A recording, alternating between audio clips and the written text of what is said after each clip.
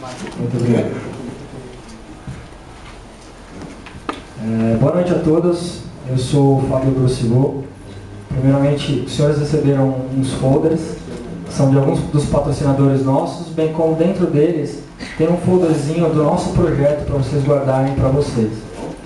Gostaria de apresentar os nossos colegas, também do curso de Engenharia de Automação e Controle, Karina Barreto e William Barreto, e do curso de Engenharia Elétrica, Rani de Almeida. O nosso projeto é o checador de peso WM1000. WM, por causa de uma empresa fictícia que nós criamos, chamada Weight Master. Esse é o nosso checador de peso, como vocês observaram lá fora, composto por 3 esteiras, painel elétrico, rejete pneumático. Estarei falando detalhadamente de cada uma dessas partes. Bom, para que serve um checador de peso? O intuito dele é verificar se o peso de um produto, seja ele in natura ou empacotado, está dentro da tolerância, de acordo com o metro e de acordo com a especificação da empresa. Como vocês podem ver no slide, esse é um processo de empacotamento comum a várias empresas do mercado.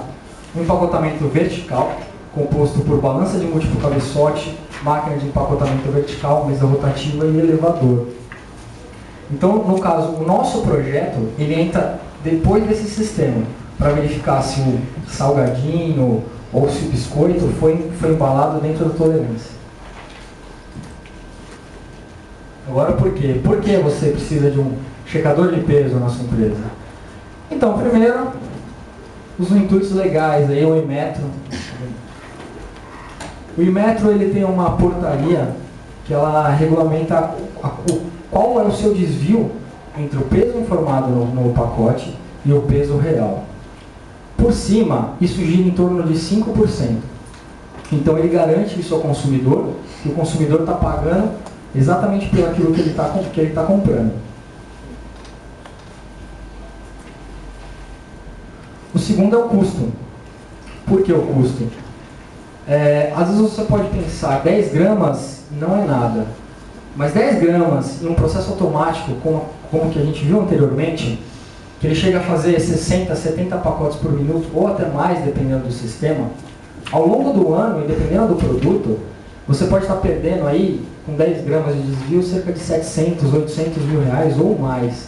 É muito dinheiro perdido por uma falha no processo, uma falha de controle, seja ela por calibração de máquina, seja ela por desgaste mecânico, ou por qualquer outra avaria do seu equipamento. Bom, aqui é o sistema detalhado, tá? Então vou explicar cada uma delas. A primeira é a esteira alimentadora. A necessidade de ter uma esteira alimentadora no início do sistema é porque os sistemas de empacotamento, como o vertical, como a gente viu, os pacotes podem estar muito agrupados. Então a primeira esteira, ela tem o intuito de espaçar eles através do diferencial de velocidade.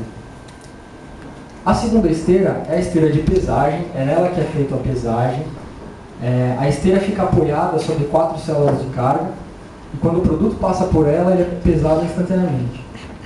A terceira é a esteira de rejeite, que também é separada das outras esteiras, para evitar transmissão de vibração também. Ela tem o intuito de rejeitar o produto se ele estiver fora da tolerância setada na IHM. Bom, esse é o sistema de pesagem. Nós estamos utilizando 4 células de carga, apoiadas em 4 pontos de apoio sobre a esteira. O sinal da célula de carga ele é enviado então para um filtro, que tem o intuito de amplificar esse sinal e fazer uma pré-filtragem antes de ser mandado para o CLP, ressaltando apenas que o filtro e a comunicação da célula de carga é toda analógica e não digital. Esse é o sistema de rejeite, é um sistema de um cilindro de duplação, com válvulas 5 vias, regulador de pressão, um sistema simples. Como vocês puderam observar, o sistema nosso pneumático montado ele está superdimensionado por questões de patrocínio, porém conseguimos fazer ele funcionar com as nossas necessidades. O sistema de controle ele é um CLP programado todo em ladder Aqui tem uma tela aí da programação, só para vocês darem uma olhada, a tela da IHM e alguns blocos da programação.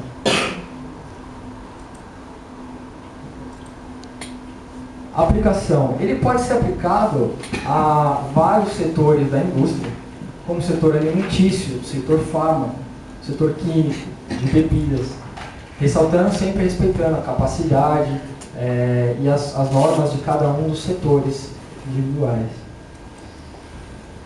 Diferencial de custo. O nosso intuito inicial era tentar fazer um equipamento com uma ótima precisão e com custo muito baixo.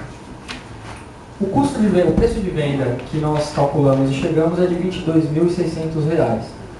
Um equipamento de mercado com a mesma capacidade, com uma precisão melhor, evidentemente, está na faixa de 16 mil euros, R$ 48.000 com a cotação do euro de hoje. Então seria aí o dobro do preço. Aí. Melhorias. Bom, a primeira melhoria é a capacidade da célula de carga, que está muito acima do que deveria, isso limita o fundo de escala. Um filtro de linha para estabilizar a rede, porque percebemos que a instabilidade na rede causa imprecisão, até mesmo com outros equipamentos ligados na mesma rede. E balanceamento de polias e roletes. Isso é extremamente necessário, tá? Nós não fizemos isso, não tivemos como fazer, mas isso ajuda para manter o centro de massa do cilindro no centro de rotação do eixo.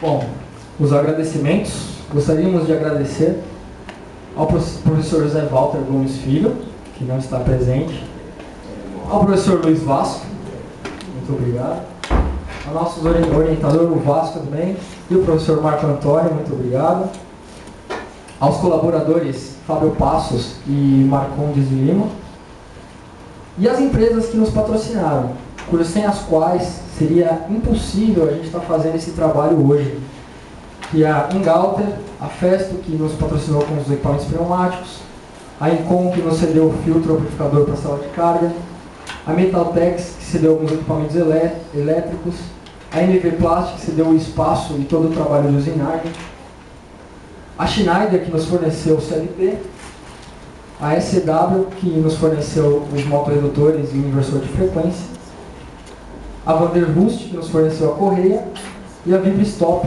que nos forneceu os pés das máquinas. É isso aí, muito obrigado.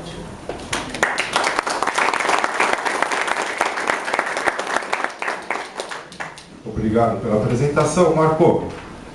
Se é colheita, vai, Garcia, só vez. Vocês escolheram um trabalho bem difícil, que é pesagem dinâmica. No mundo inteiro, muitos problemas se encontram, é caríssimo esse processo. Tá? Imagino que vocês imagino que vocês não imaginavam que no começo desse estudo, o que vocês iam enfrentar em termos de pesagem dinâmica. Tá? Parece ser um processo muito simples, tá? Mas são algoritmos extremamente sofisticados em questão de equilíbrio de velocidade contra sinal da célula de carga. Tá? As dúvidas que eu tinha, você já me esclareceu lá fora, que foi justamente como é que estava o módulo de pesagem em si, qual seria, tá? E em relação a perguntas, eu não tenho mais perguntas para fazer para vocês. Só queria a confirmação disso. Vocês esperavam ter tanta dificuldade no começo do projeto? A gente já sabia que isso é um processo muito difícil, até eu comentei. São poucas empresas renomadas aqui no Brasil, na verdade os grandes nomes estão lá fora. E inclusive essa diferença que a gente pegou é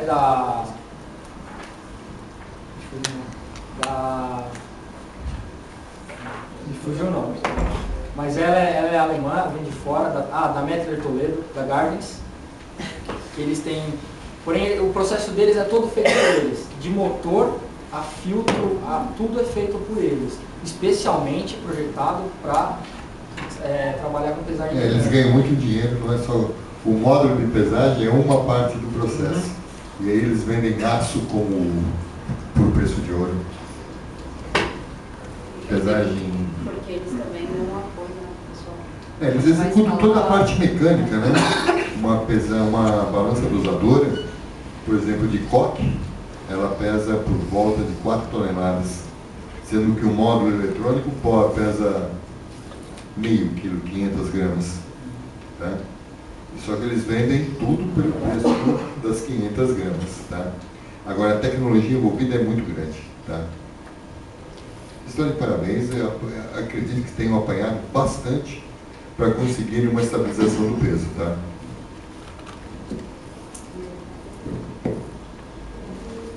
Bom, meus comentários seriam mais... a primeira coisa até que eu estranhei é o seguinte, o orientador não está aqui o meu nome, mas tudo bem. Tudo bem, ainda vou dar nota, né? Tudo ótimo, né? Ali está, mas... Vai aparecer. Vai aparecer? Vai estar na monografia oficial. Não, eu tive um agradecimento aqui, mas nada de orientador não. Mas tudo bem. Bom, uma das coisas que a gente sempre fala para os nossos alunos, os engenheiros, futuros engenheiros que serão, é o seguinte, essa capacidade, tanto vocês como o grupo anterior tiveram, de sair procurando as coisas, o que fazer, não é? O trabalho do grupo anterior eles fizeram com todo o material reaproveitado, esse tipo de coisa. Vocês correram atrás de patrocínio, esse tipo de coisa, uma coisa bastante bacana também. Principalmente porque vocês estão mostrando para a indústria que a Unip está se mexendo e está formando pessoas. Muitas pessoas que eu trouxe aqui, convidados de banca, esse tipo de coisa, muitos nem imaginavam que a gente chegasse a ter esse nível dos nossos alunos. Então é uma coisa que eu achei bacana. Outra coisa também, eu acredito, como o professor estava dizendo, eu reitero, vocês não tinham ideia do que aconteceria, né?